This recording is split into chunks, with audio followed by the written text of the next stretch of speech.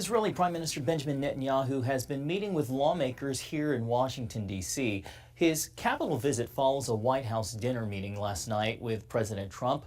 As talks to end the war in Gaza continue in Qatar, Netanyahu noted a plan to relocate Palestinians out of the war-torn region is still in the works. We're working with the United States very closely about finding countries that will seek to realize what they always say, that they want to give the Palestinians a better future, and those who, and I think we're getting close to finding several countries, and I think this will give, again, the freedom to choose. Palestinians should have it, and I hope that we can secure it. The United Nations and the Palestinian leaders say they oppose any plan to move Palestinians out of the Gaza Strip. Well, for more, let's bring in Tony Perkins, president of the Family Research Council. Tony, welcome back to Faith Nation. As ceasefire talks continue, does it help or hurt to talk about relocating Palestinians out of Gaza? Well, John, there's going to have to be something done with Gaza, and there's multiple issues here that are being dealt with simultaneously. Since October the 7th, I think I've met with the Prime Minister 3 or 4 times, and his number one objective is to get the hostages back. That's a part of the conversation that's going on. How do they get a permanent ceasefire, get the hostages back home? How do they deal with Hamas, which has used Gaza as a launch pad for terrorism? And how do you rehabilitate that population? How do you rebuild it? I think this is voluntary in part to allow these folks to go elsewhere, but ultimately it's going to come down to Israel is going to have sovereignty over their land. Now it's very interesting, John, because we've seen even this week in the Wall Street Journal, and this is something that's been in the works for a while. I've had some conversations when I was in Israel a couple of months ago.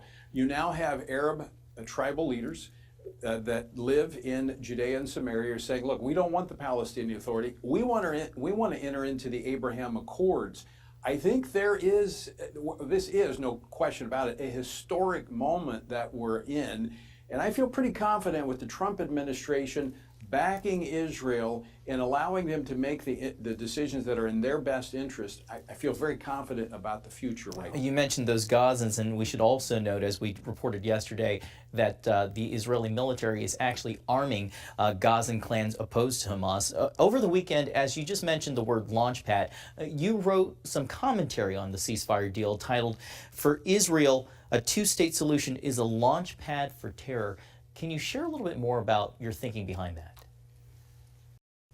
Yes, John, because as you mentioned, the international community, they want to refer to Judea and Samaria as the West Bank.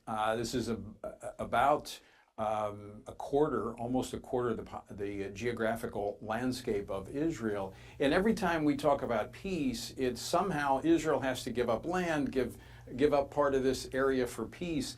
And I think we're at a new paradigm is emerging, because post-October 7th, even the Palestinians, the Arabs, not the Palestinian Authority, but the Arabs living under their corrupt system are saying, look, we know that a two-state solution is not a solution.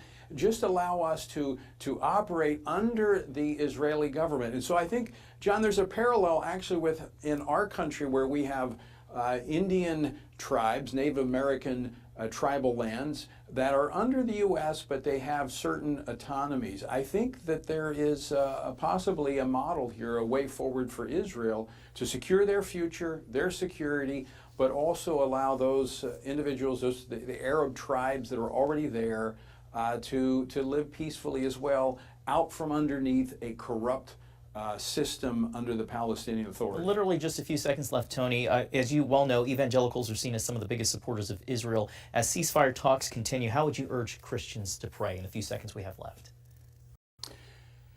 We just need to pray for wisdom for our leaders, that they would support Israel in doing the right thing. Not telling Israel what to do or what not to do, but making sure our positions as a country are in alignment with God's plans for Israel.